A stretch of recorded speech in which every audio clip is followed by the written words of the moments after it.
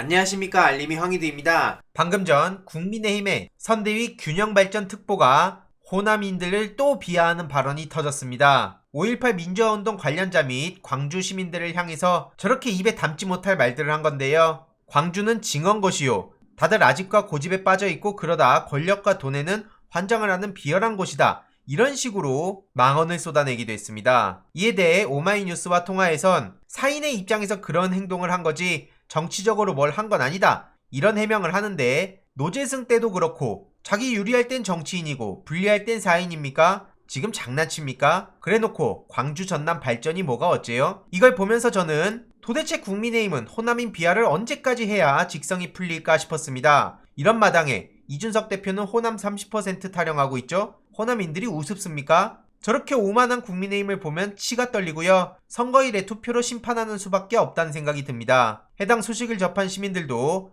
강한 워딩으로 비판을 하고 있는데요. 당연히 그럴 수밖에 없다고 생각합니다. 이게 하루 이틀도 아니고 도대체 저게 뭡니까? 이런 와중에 윤석열 후보는 계속해서 막말, 자극적인 언어를 쏟아내고 있죠. 만약 그가 1등 후보였다면 저런 식으로 했겠습니까? 심지어 경제는 대통령이 살리는 게 아니다. 이런 망언까지 아무렇지도 않게 쏟아내고 있는데 그럼 대통령이 왜 나온 겁니까? 무능한 사람이 본인의 무능무식을 덮기 위해 저렇게 얼토당토하는 소리를 하고 있는데 2022년 대한민국의 흑역사로 남을 것으로 보입니다. 특히 김만배 음성 파일 뉴스타파 보도가 보시다시피 엄청나게 빠르게 확산이 되고 있고요. 이에 대해서 논란이 커지니까 부랴부랴 국민의힘 측에선 또 일방적 거짓말 타령하고 있습니다. 본질은 부산저축은행 사건을 놓고 김만배 씨가 박영수, 윤석열을 통해 사건을 해결했다고 언급했다는 거고요. 국민의힘의 명백한 허위라는 해명에도 불구하고 대부분의 시민들은 똑같은 녹취 가지고 이재명 몸통이라더니 이제 와서 본인들은 뭐가 허위냐? 왜 자꾸 다음 메인에서 이런 기사가 사라지는 것 같냐? 보수 정당을 가장한 이익 집단이다. 이런 비판의 목소리들이 나오고 있습니다.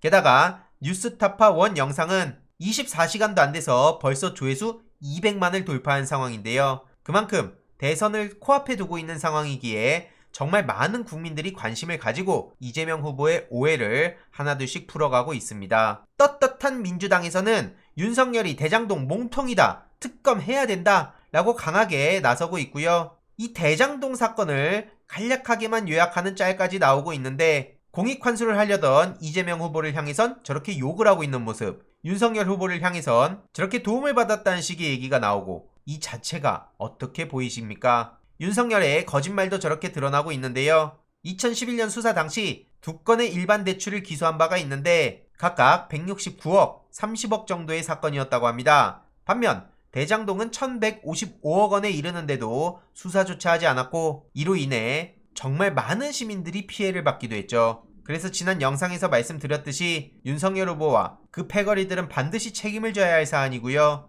최근 인티에 올라온 해당 글도 주위에 많이 퍼지고 있습니다. 핵심은 할머니가 부산저축은행 때 돌아가셨는데 아버지께선 아무것도 모르고 그걸 묻어준 인간을 찍었다고 죄송하다고 눈물을 흘렸다는 내용입니다. 사전투표는 지났지만 본투표가 남은 만큼 주위의 진실을 많이 알리는 게 필요하다고 보고요. 이런 와중에 멘탈 나간 진중권 씨는 저렇게 친윤 스피커로서의 역할을 다하고 있습니다. 글을 몇 번이나 수정하는 겁니까? 푸하하라고 저렇게 맨 마지막엔 정신승리까지 하는데 에휴, 그냥 퇴물 악플러입니다. 이준석 대표는 이재명 후보 수준에 딱 맞는 적반하장이라고 황당한 논리를 펼치고 있고요. 청년 보좌역은 지령 타령하고 씨알도 안 먹힐 공작 타령해서 논란을 키우고 있습니다. 자영업자 추경을 반대하는 듯한 발언을 해서 역풍을 맞았던 김은혜 씨는 역시나 분노한 민심을 공작이라는 식으로 몰아가고 있네요. 이에 대해서 덕후 회원들은 댓글 공작도 매크로도 아니다. 우리도 국민이다. 품위 있게 반격을 하고 있고요. 이렇게 부산 시민들이 특히 분노한 상황에 오늘 이재명 후보는 제주, 부산, 대구, 대전, 강행군을 예고한 상황이죠. 방금 전엔 부산 집중 유세에서 이낙연 후보와 이렇게 직접 무대에서 원팀 정신을 강조하기도 했고요. 보시다시피 부산에 엄청난 인파가 몰리기도 했습니다. 끝이 안 보일 정도로 많은 시민들이 모여있죠. 그래서 유세를 하면서 송영길 대표가 피습당한 상황을 이야기하고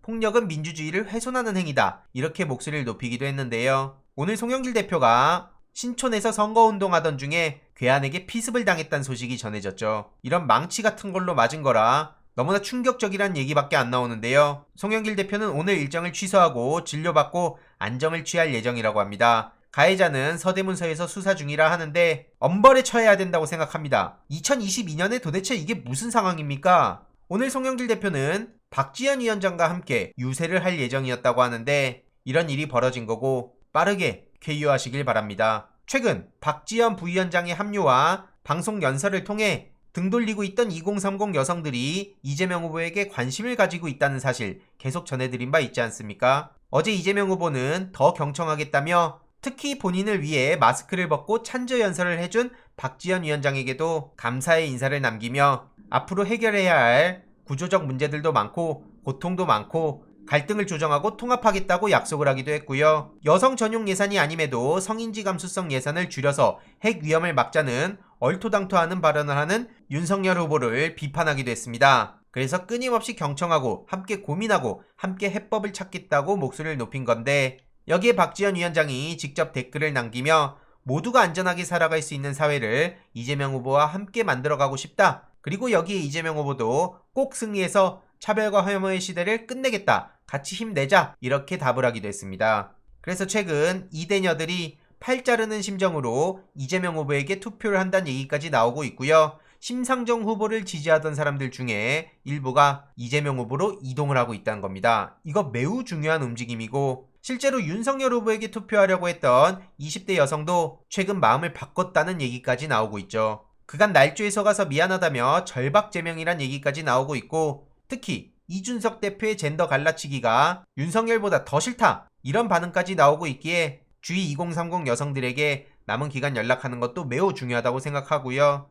윤석열 후보가 제주 패싱했다는 사실도 굉장히 눈여겨볼 만합니다. 주위에도 널리 공유 부탁드리고요. 오늘 이탄희 의원이 팩트체크를 한 내용이 있습니다. 기표된 투표지는 기호 1번, 기호 2번 모두 있었다는 건데 마치 1번만 있었던 것처럼 여기저기 퍼지는 내용들이 있어서 따박따박 대응을 할 필요도 있어 보이네요. 최근 아무 생각 없이 개념 없이 저렇게 시민들이 상처받을 만한 얘기를 하는 윤석열 후보 아무리 봐도 대통령으로서의 자격은 전혀 없다고 생각하고요. 심지어 최근에 한 영상을 통해 윤석열 후보가 연설을 하다가 갑자기 중단을 하고 뒤에 손가락 까딱까딱 하면서 사람을 부르더니 마이크 켜놨냐고 그러면서 손가락질을 하고 반말을 하고 고압적으로 대하는 모습이 그대로 송출이 됐습니다. 그러면서 마이크를 다 끄라고 화를 내고 윽박을 지르는 모습이 그대로 나왔고요. 그러더니 갑자기 시민들 앞에 와서는 저렇게 가식적으로 웃는 모습에 경악하는 반응까지 나오고 있습니다. 댓글로 관련 링크를 고정해둘 예정이고요. 직접 보시고 한번 판단해 보시길 바랍니다. 이번 내용도 유익했다면 구독, 좋아요, 알림 설정, 멤버십 가입 정말 큰 힘이 된다는 점 말씀드리고 싶습니다. 이번 내용도 주위에 널리 공유 부탁드립니다.